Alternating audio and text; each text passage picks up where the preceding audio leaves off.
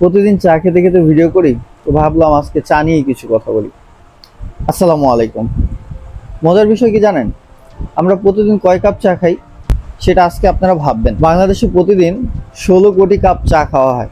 এই ছোট কাপের পেছনে কত বড় ব্যবসা জানেন? 1854 সালে ব্রিটিশরা প্রথম সিলেটে মালঞ্চিতে এইরকম একটা নামের জায়গায় চায়ের ছোট একটা বাগান তৈরি করে। সেখান থেকেই তৈরি হয় চায়ের সম্ভাবনা বিজনেস। তারপর 1971 সালের পরে, স্বাধীনতার পর থেকে চায়ের ব্যবসাটা আরো প্রশস্ত হতে থাকে, যেমন Ispahani, fresh and so many. আমার সব মনে নেই, কিন্তু আমি চা খাই, আমার চা পাতাগুলো তো আম্মু আনে, আমার মনে থাকে না। কারণ কি জানেন, ব্যবসা সম্পর্কে ধারণা নেই। এই ব্যবসাগুলো কিভাবে হলো? এই ব্যবসাগুলো ছোট ছোট প্যাকেট থেকে তৈরি হয়েছে, ছোট অ্যামাউন্ট থেকে তৈরি হয়েছে। কিন্তু এখানে আরেকটা লজিক আছে।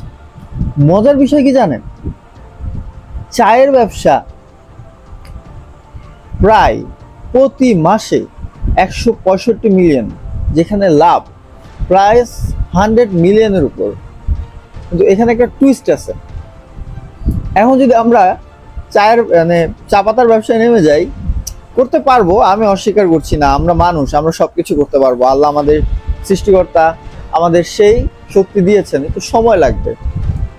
কিন্তু এখানে টুইস্টের বিষয় হচ্ছে, মাঝখান দিয়ে যে চায়ের দোকানগুলো, আপনি জানেন চায়ের দোকানের মার্কেট কত বড়? ভাবেন, বাংলাদেশে ছোট চায়ের দোকানের মার্কেট প্রায় 5 থেকে 6 হাজার কোটি টাকা গড়ে। আপনি যে প্রতিদিন টং দোকানে বসে 10 থেকে 20 টাকার চা খান, ভাবছেন কখনো ব্যবসা প্রতিদিন কোথায় যাচ্ছে? ভাবতে হবে, জানতে হবে যে এই বিজনেসে কি আছে। হ্যাঁ, চায়ের দোকানে বসে আমরা বন্ধুরা বলি, কি চায়ের ব্যবসা করবি বেটা, আর কোনো ব্যবসা নাই? আমার বন্ধু আমার প্রতিদিন বলে, আর এই ব্যবসা আমি প্রতিদিন করতে চাই। আজকে আমি যখন চায়ের ব্যবসা নিয়ে পড়াশোনা করলাম, তখন শালা আমি বুঝলাম খেলাটা কি। গড়ে যদি আপনি প্রতিদিন 5 থেকে 6 হাজার কোটি টাকার ব্যবসা থাকে, একটা চায়ের দোকানদার প্রতিদিনে 500 থেকে 2,000 টাকা আর্ন করে। আমরা কেন শুরু করতে পারি না? অবশ্যই আমরা শুরু করতে পারি। দেন না একটা অ্যাস্টেরিক ভাইব মার্কা একটা রেস্টুরেন্ট দেন, চলবে না কেন? ইনস্টাগ্রাম টাইপের একটা ভাইব দেন। জেনসিটা তো খাই ইনস্টাগ্রাম, এখনকার ফেসবুকের যুগ আছে।